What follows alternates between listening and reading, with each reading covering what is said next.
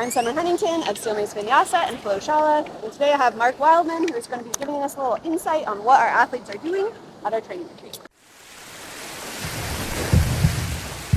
Our training retreat is full of stuff that people say you can't teach people in a short period of time. I think everybody is capable of learning, which is not how most people treat athletes. So what we're doing is taking people who have no staff experience and we are teaching them why they do a bunch of other types of training by teaching them staff. In the background right now, you will see people doing get up drills. We talk about this all the time. We don't just do pure lunges like a lot of gym guys do. We do things that we can point to in the real world, like coming from down, blocking random attacks, and then driving up. So we're doing get up, get down drills. We do this with kettlebells, we do this with clubs, we do this with maces because it is a real movement pattern. Everything we do in this seminar is trying to convince people why they do all the things that they do and what's important and what's not important. If we can't point to it in the real world, we don't put it in a program. The first drills that we put our athletes through on day one in the yoga studio was putting them down on one knee and teaching them how to walk.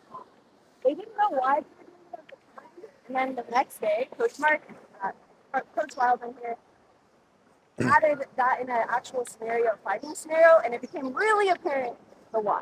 Everything that we do, from shield cast to kneeling position to get up to half kneeling position, all has a reason. The way that we line up our body with kettlebells, clubs, and maces is because it translates to a real environment. What we're doing here is making essentially a core memory that people can never forget, so that when they come back to it in other types of training, they know why they should put effort into it. It's very useful to show athletes why things are there instead of just having a random series of movements assembled into a program. Everything should have a why, and you should think about it a lot. We think about it a lot so that you guys don't have to. One thing I would love for you to share, if you want a demo, our Warrior One position. A lot of my yoga athletes have no concept of what Warrior One is for.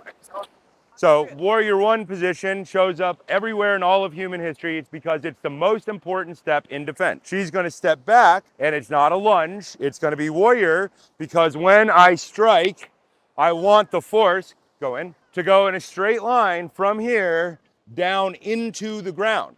So if she lifts her heel, if she bends her knee, she has to absorb force in a different way. You can do that, but we want people to default to putting their feet flat on the ground, because it's not a gym. When you're training in the sand, or you're training on a rock, or you're training on the side of a mountain, it's extraordinarily useful to take a big step and put your feet all the way down on the ground. There's not a lot of hopping around out here. There's not a lot of hopping around when you are knee deep or waist deep in surf. What we're really convincing people to do here is to learn to walk and chew bubble gum at the same time. The difference is the bubble gum is a staff swinging at your head, and then it graduates to machetes swinging at your face, and the intensity level for your brain goes up. Your brain is a supercomputer. It is designed to observe, orient, decide, and act. It calculates distance, speed, and timing, and most people go through their entire life never using their brain for what it's designed for. We see a lot of athletes have 10, 20 aha moments a day. We circle up after every single training drill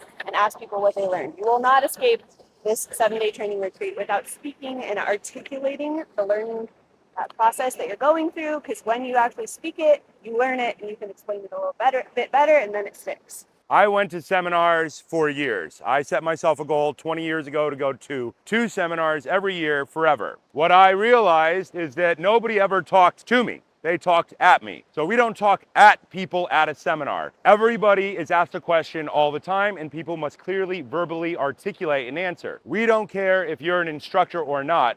You should be able to clearly understand all of the points that we are trying to convey to you and communicate them back verbally. That's simply not how most training is done. I think it's hilarious because it seems like it should be really, really obvious to do a Socratic method of coaching for everything, but it's not commonly done. So we do it that way. Nobody gets out of this class without knowing what, why, and how to practice in the future forever. If you learned a little something from this video, leave a comment down below, and we hope to see you at one of our training events throughout the year.